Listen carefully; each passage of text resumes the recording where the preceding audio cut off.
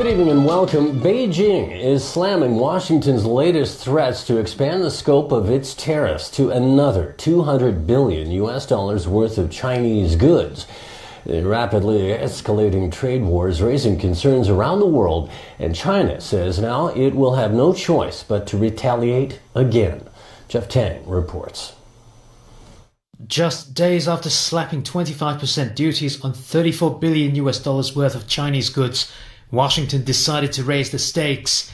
The Office of the United States Trade Representative announced a possible second round of 10% tariff hikes on an additional $200 billion in Chinese goods. While Washington's first tariff list focused on Chinese industrial products to help lessen the impact on American consumers, the latest list targets regular household items. They include electric lamps, burglar alarms, apple juice, fish sticks, and mackerel. The USTR said its latest move was in response to Beijing's failure to change its policies and its retaliatory duties. It will hold public consultations next month before deciding whether to go ahead with the extra tariffs after August 31st. This, of course, did not go over so well with Beijing, which already responded last Friday with its own taxes on $34 billion worth of American goods. In a statement, the Ministry of Commerce wrote, "It is totally unacceptable for the American side to publish a tariff list in a way that is accelerating and escalating." The ministry added that to protect the core interests of the nation and its people, the Chinese government will be forced to impose necessary countermeasures. However, Beijing's lopsided trade balance with Washington means it will quickly run out of imports to retaliate against. China has already slapped duties on $34 billion out of the $130 billion in American goods it imported last year. Another $16 billion worth of goods wait in the pipeline for a possible tariff increase pending Washington's next move. Meanwhile, US President Donald Trump has threatened to raise levies on more than $500 billion in Chinese goods, or roughly all of China's exports to the US. This rapidly escalating game of chicken between the world's two biggest economies is making other stakeholders jump out of the way of what looks likely to end up in a collision of catastrophic proportions. The European Chamber of Commerce in China said this week its member companies are rearranging their shipping routes to ensure any US-bound shipments don't pass through China. Analysts warned that the trade war is quickly becoming an economic war and that mainland stocks could be headed towards a bear market once Washington implements taxes on regular household items.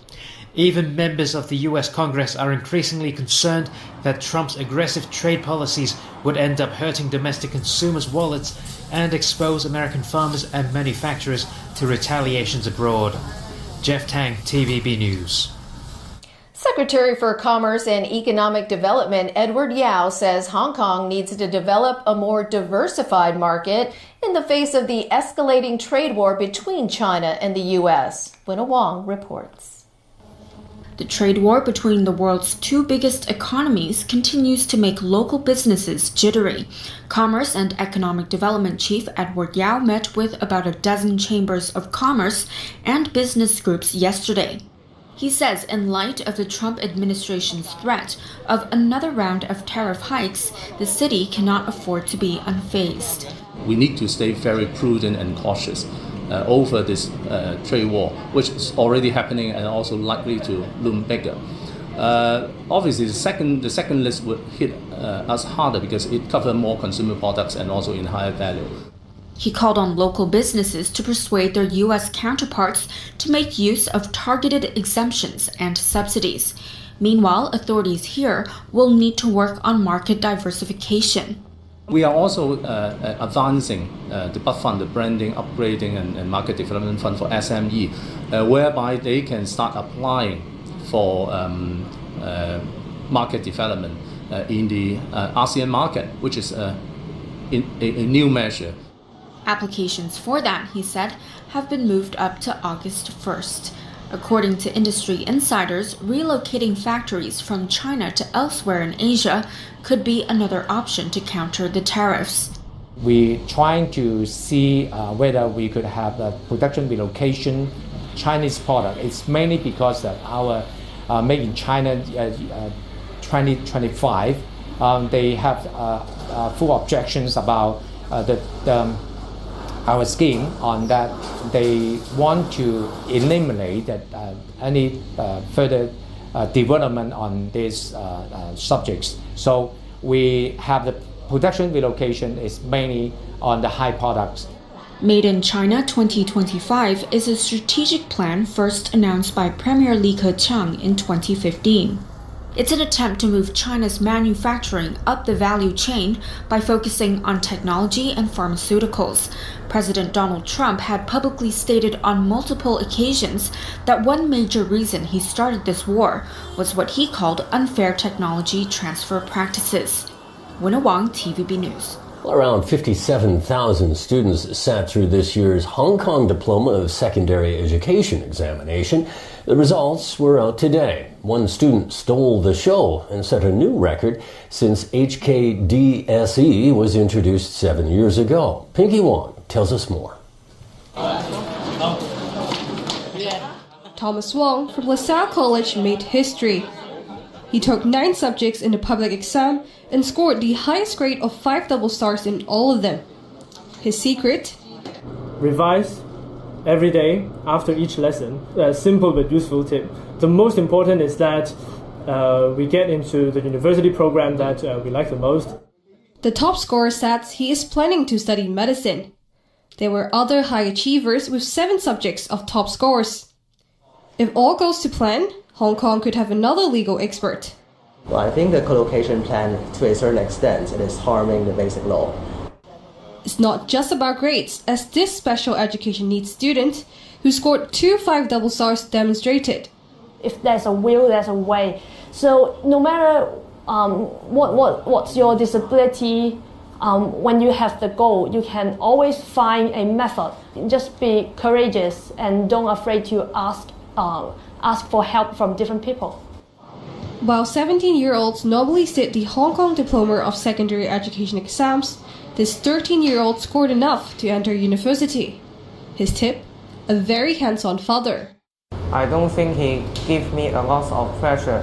From my perspective, he just gave a role to me and I need to follow his opinion. Among roughly 50,000 day school candidates, around 42% met the minimum requirement to pursue an undergraduate degree at local universities. If all those eligible candidates decide to study locally, that will mean around 1.41 students fighting for a publicly funded university seat. For those who cannot make it to fight for those seats, this campus for vocational training is packed with students for on-site interviews. Students can apply to have their papers rechecked, remarked, or even file an appeal, as long as that is done before July 16th.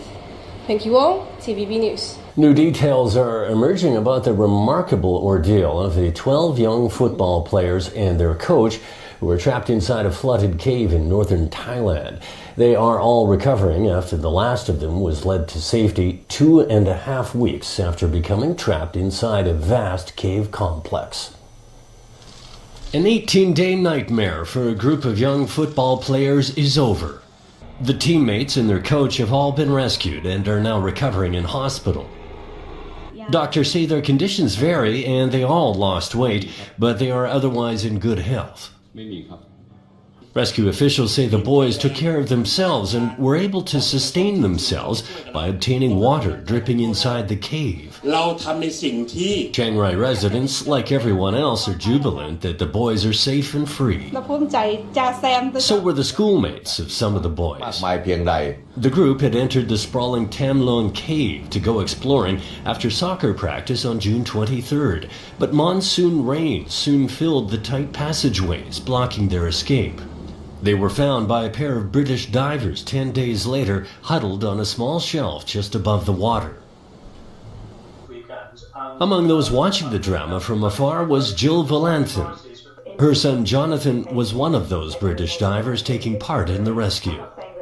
It's very unusual to see your son on television and everybody saying so many kind words about him. I mean, is this my son they're talking about?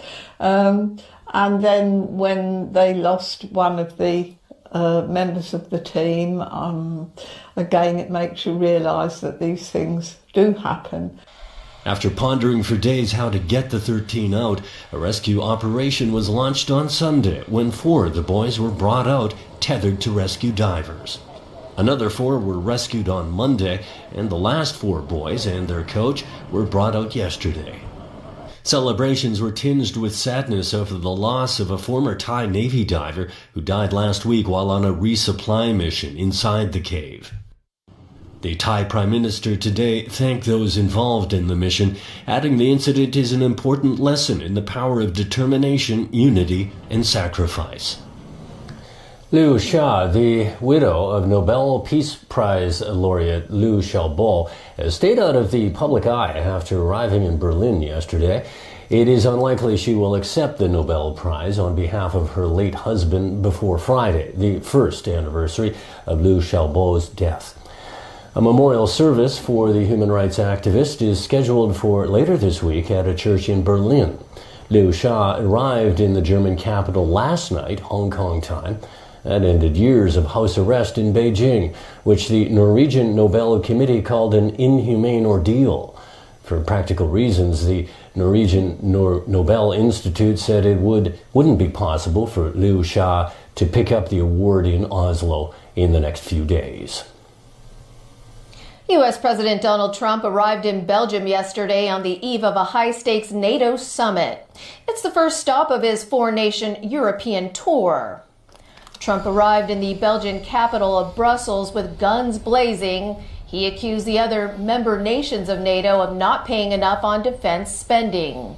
In a tweet from Air Force One, Trump even suggested he may demand those nations reimburse the United States. He has unnerved allies that he could damage the 69-year-old Transatlantic Mutual Defense Pact while potentially embracing Russian President Vladimir Putin. Both political strongmen will meet next week in Finland.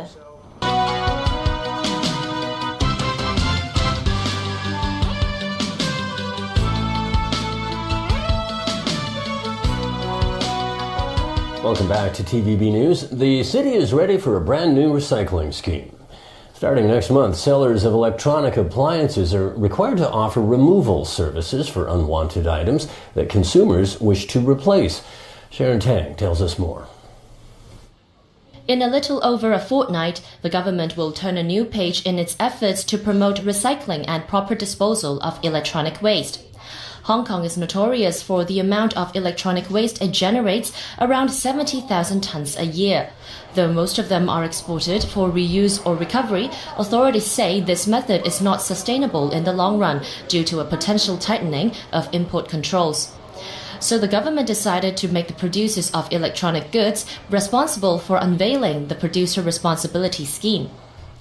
8 regulated electrical equipment, including air conditioners, refrigerators, televisions, computers, and washing machines, will be covered by the provisions to be implemented on August 1st. Suppliers must now register with the Environmental Protection Department to distribute those products. They must also be responsible for the collection of electronic waste and the relevant recycling levies. Meanwhile, sellers must provide a free removal service if requested by the consumer. So far, the EPD says it has already approved nearly half of the 1,100 removal service applications. Registration for the removal service is easy. Sellers could submit the consumer's personal information to the collector's online system upon their purchase. Vendors that fail to register with the EPD could face a maximum $20,000 fine. Sharon Tang, TVB News. Street performers will have to explore other places for their shows. That's because authorities will scrap a pedestrian zone in Mongkok early next month. The area is on Sayung Choi Street South.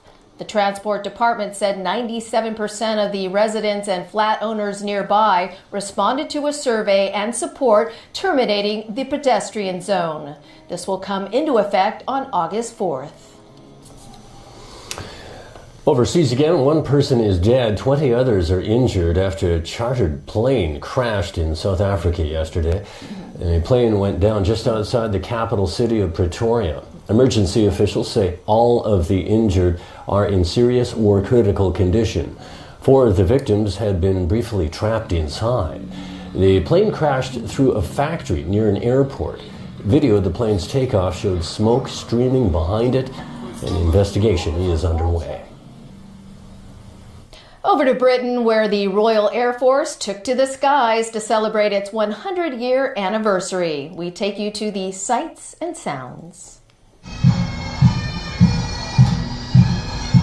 The festivities began with various bands marching up the Mall towards Buckingham Palace. From the balcony, Queen Elizabeth II watched the spectacle alongside her son, Prince Charles, as well as the Duke and Duchess of Cambridge and the newly married Duke and Duchess of Sussex.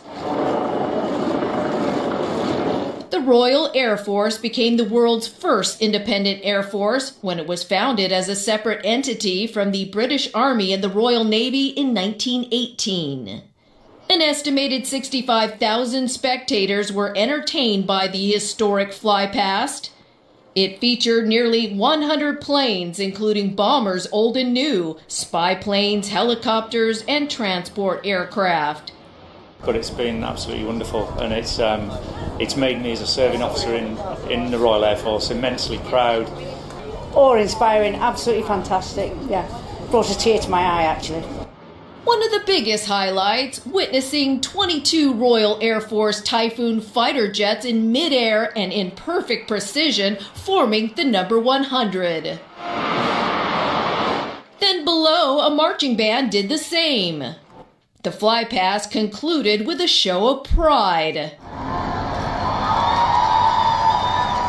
This is the Royal Air Force's aerobatic team, the Red Arrows. They performed a vapor trailing stunt, creating the red, white, and blue of the Union Jack. The Queen later hosted a ceremony to present the Royal Air Force with a new Queen's color to recognize its service.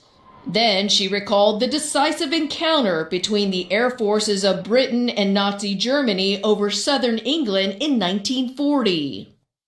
I remember the Battle of Britain being fought in the skies above us, and we shall never forget the courage and sacrifice of that time. And I wish all ranks, past and present, together with your families, every good fortune for your second century of service. Per ardua ad astra. From all of us, thanks for joining us.